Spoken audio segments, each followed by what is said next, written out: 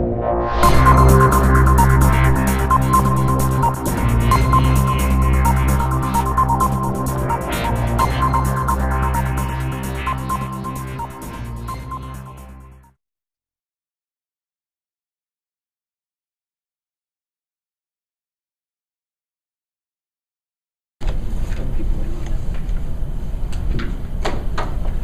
agenda tonight.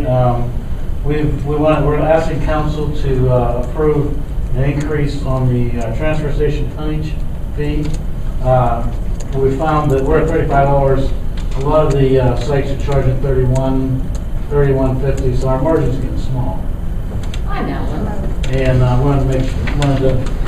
it's not really covering the cost of the additional driver going down there. So I'd like to see if the council has no issue with it. Just a $5 increase. What I would do is we have been moving all of our fees into the Administrative Code, Chapter 3, Article 48.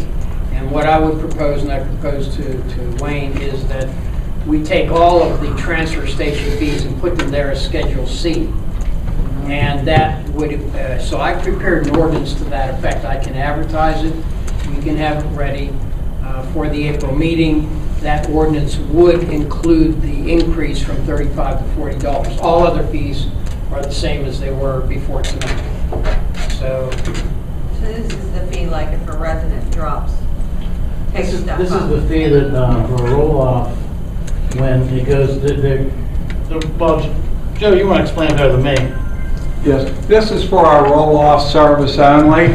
Currently, right now, we're charging $190. That's delivering the box, picking it up, and carting it off to the landfill. And we charge $190 plus rental plus $35 a ton. With the cost of the landfill going up, charging us in tonnage, Wayne and I feel that that tonnage charge should be moved up to approximately $40 a ton. Yeah, it reduces our margin so much that you have to decide whether it's not even worthwhile, paying that small of a difference, or gaining that small of a difference. Okay. Okay? Next one, I need to have, I know everybody gets excited. I need some volunteers for a pension committee. I need it for 2 meetings. Essentially, we'll have one with the bank discussing where we are, and then one other to discuss basically where we should be. It's really just determining the how much is in fixed assets. And I know it's not exciting stuff, but what happens is where the bank is right now is not exactly where they should be according to what the council has, the skeleton structure that they had given them. So the bank needs a little bit more flexibility. They're bringing in a decent margin, but they're kind of out of the scope of what the council had told them to do. So we need to kind of revisit. When will you meet? We can meet during the day. It's going to be with the bank. And that's the problem. Yeah. That's it. Okay. I mean, I've already taken, I already was on the negotiating committee. And could you do like an 8 a.m. meet? Yeah, I think the only reason I said during the day is because of getting the bank there. yeah, the bank's not going to come at 8 in the morning. No, we can Maybe. ask them. Yeah, we'll ask them. Okay. If, Would you do it, Madeline? You do it. Okay. No, We need 2. She needs 2 people. He needs 2 council members. Well, one or two, doesn't it? 1 or 2. Okay. what's the rest of this? If you could do, Madeline, if you could do that, I'd appreciate it. I think we'd appreciate that. Because you, I mean, I just want to. One for council. I'm sorry. You know what? how soon? You didn't see the rest of that. When do you want to do this, Wayne? As soon as possible. I mean, next few weeks if it's possible. Oh, next few weeks would be good. I'm tied up this week. Yeah, I mean, I think the committee calls for 1 from council, 1 from police, a couple at large, but, we'll city manager. Now, basically, I'm not that concerned. The more the merrier. Again, like I said, it's just a matter of, I think the fixed assets are a little too tight. I think that it's a conservative approach, but it was okay back, a few years ago. Well, why don't you try to schedule something for 8 and let both Julie and Madeline know. If Julie can make it 2, Okay. then you'll have You have to. somebody from Yeah, I already have Rummel from the police department, which is actually 8 o'clock in the morning is good because he gets off third shift, so that works better for him. And could you potentially just grab a couple dates from them that they're, because if I'm in Pittsburgh and 8 isn't good, I'm in Pittsburgh sometimes. Okay. Well, would you want to send me some dates and then I can work with them? Yeah, sounds good. Madeline? I'm free. Except for Unless I get a you call- retired people, Unless I I'll get a tell you. call, Mom, I need your help. All right. That sounds good, Wayne. Yeah, so shoot me an email and then we'll work it out. All right, we've been requested to establishment of the National Osteopathic Medicine Week, basically a declaration of support for that event. It's up to the board. You have in your packet the information that we received about it. Again, it's up to the board if they're interested in. I got this in the mail, and I just thought I'd float it out to you all and see if you were, they were asking municipalities to designate April 19th and 25th as National Osteopathic Medicine Week, so you can read it over, it's at the back. I'll have a resolution prepared. If you want to pass it, you pass it. If you don't, you don't. Okay. Lastly, we need to, this is just more of an information, we're going to board up and secure the building at 519 Ligonier Street, the Latrobe building.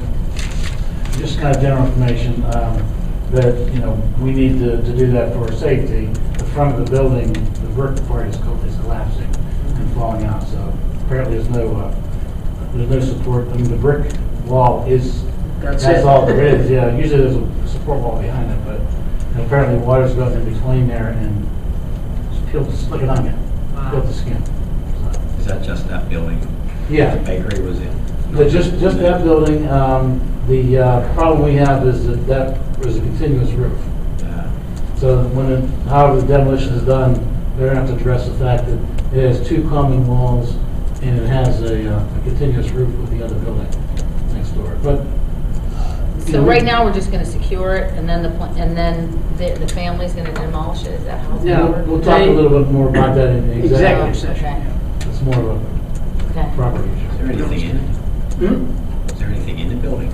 It's not, I think it's unoccupied, am I correct, Wayne? Yeah, it's been occupied, I guess, the owner passed. But I mean, is there any ovens or anything still in? Does anybody know? I don't know, Ann's been inside. None that are lit. You know? Yeah, really. So there could be bakery equipment in there though. I don't think there is, but I know that they were even concerned about going in the building because they were concerned about the structure itself being I think the safe enough to be inside. bigger concern is the adjoining building that has tenants, to make sure that they don't drift over back onto the property where the wall is collapsing. So that's been fenced off. That was the biggest How old concern. is that building, do you know? It's going to be pretty old just to have brick and no support wall. I don't know. I used to live next door, like in the, beside the alley. Oh, yeah. That's where they moved to town. That's where that was. We'll discuss that a little bit more in the executive. Anything else going on, anybody?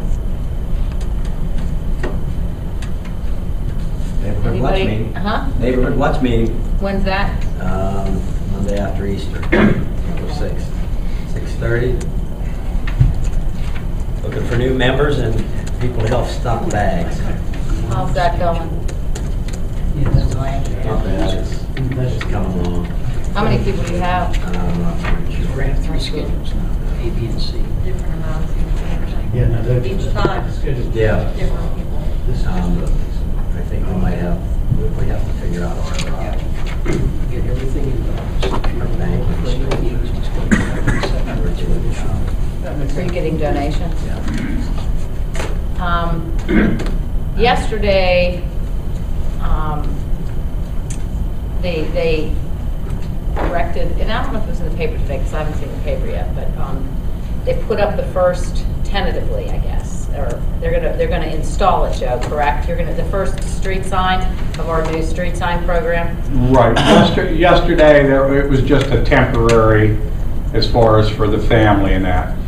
But hopefully by the end of this week here, we'll Yeah, be the first erecting one, it the was permanent. the Dell family purchased a sign for the corner of Irving. Irving and Ligonier, Mhm. and Sandy Dell was home, so they had a little ceremony there? Photo op thing. Oh, you took the pictures? Yeah, I took the picture. Thank you for that. Yeah. I think we have about 10 in the process of being done. There's a brochure being printed up. So, and we had someone come into the city office last week wanting to do something in honor of a family member, and these are really good things to do, and it'll take us a long time to get the whole way through town, but you know, who knows? Once we get started, I think they're so nice. If you haven't seen them, go to the Latrobe Community Revitalization website. There's a picture of them there. We got another person today ask us the same thing. We sent them over to Because what you can do is you can get a memorial plaque if you want to, you know, if you want to get something on your street. Like I'm thinking of getting one on Oak Street, since both sides of Oak Street have always been my family, and you can, you know, in honor of or in memory of or just your family name or whatever, as a plaque on the they put it on the bottom. Jeff? It's about eye level. Yeah, I was gonna say. It's about eye level on the post. It's approximately about a 3x3 plaque. Anything on WCCC, Wayne? Nothing yet. I haven't heard anything recently. They've changed administrators, so I'm not sure who they used to deal with one business agent. He's retired now. Last I heard was spring.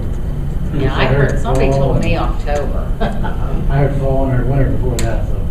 That's That's Joe what on I'll the be bridge. That's Joe Oh, on the Joe, bridge. when are they doing the bridge? It's moved back to July again. July of this year, of 2016? 2015, this July? This year. This Murphy's bridge. Oh, no, your bridge. Mission Bridge. You mean it's not going to be open till then? Till July. I thought it was May. Well, so did I. Well, this is as per PennDOT. Will it be 2 years then? When did they close it? No, it's been a year. Well, it'll be about a year and a half. A year and a half? Year and a half.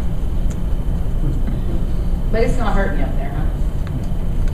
Not that you can tell. What else did I ask? I think that's it then, I guess. You doing some work on code relief over there? Oh, no, I know. I've been asked that they've got all kind of temporary horses and that, you know, off to the side, getting ready to do something. That's a very good resurface. Where? And the signs say road closed, so. It's gonna be code relief, not the exits going in and off, just the surface of the, you overpass. Got one of them big, Oh, where- electronic yeah. signs on the side of the road. Okay. One of them big electronic signs, which Mhm. would probably say, who knows what. I Don't know- go that way. I know what the other one was, the Kennemetal Bridge. The bridge, what's the story on that? It- I saw it. It's looking like 2017. Oh, really? For what? The Kennemetal Bridge, or I don't know, we should start calling it something else. It's Kennemetal. How about the Castle Copackers Bridge? Does Okay. Kennemetal hasn't been there in a long time? They're looking to let out the bid in 2016 for construction to begin in 2017. Hasn't that been pushed back a couple times too? Or no, is it always? On again, off again, 10-year plan, back and forth. They're planning on, they were talking about having a public meeting this summer. But they're not gonna have to like tear the whole bridge down, right? They're just doing a, It's gonna be a resurface. They believe the main structure, support structure is okay. They may widen the bridge, but they're gonna have, like I said, they're gonna have a public meeting, you know, for the general public. Sometime, they said, what, June? I think June, they said. The real big thing about that project now is they're going to attempt, probably with lights, but they're going to attempt to have one lane open most of the oh, time. that would be wonderful. Oh, it would be great for us, and the police and the fire and Plus, we emergency. talked to them about doing a lot of their work in the evening, which would be a better time for us. Does anyone out in the audience have anything they'd like to say or add? And I'm gonna- One of our judicial candidates just entered the room, and he asked if he could come and speak to council and city residents for a couple of minutes. So I'm going to introduce my friend Scott Mears. I'm actually chairing his campaign, and I'll just say that he would be an excellent judge. He's got a lot of integrity and the most trial experience of all the attorneys right now that are running for judge. So Scott, Yeah, thanks, Rosie. Yeah, what I've been doing is just coming to some different council meetings. I'm the solicitor of New Florence Borough, if anybody knows where that is, up in the northeast part of the county. And we've had, you know, a lot of the politicians don't even know New Florence is in Westmoreland County. It's right on the border there. And Scott's not a politician, though. yeah. But I was impressed, as a solicitor there, I was impressed when one of the candidates for commissioner went up there, and I think everybody was. And when I saw that, I kind of said to myself, well, if I ever decide to run for judge, which was always kind of the back of my mind, you know, I'm going to try to do the same thing and go to a meeting. So I've tried to come to a bunch. I've probably been to 10 or 12 various council meetings for boroughs or cities. And another lesson that I learned as being a solicitor up there is that shorter is better. So I'm not going to go on for, you know, a long period of time. But basically, I've been an attorney in Greensburg for 19 years and always wanted to run for judge. And kind of run on my experience. A lot of the other candidates you hear bring up different political issues, kind of hot button political issues, and I think that's kind of inappropriate. You know, you be a judge of what the law is, not on what you might want it to be. So that's sort of my credo, and just it might not be exciting, but that's why I want to run, and I've always wanted to do it. And so I really appreciate you having me here. If anybody has any questions, I'll be happy to answer them. But I live over in Unity Township. My kids are Latrobe students, and I went to Pitt undergrad, Dickinson Law School, and anyway, that's my background. And hope you all consider me and look into all the different candidates. And appreciate you having me. Thanks, Scott. Thanks. Anybody else have anything that they want to get on the agenda for next month? We're going to go back into executive session, so see you on the 13th of April.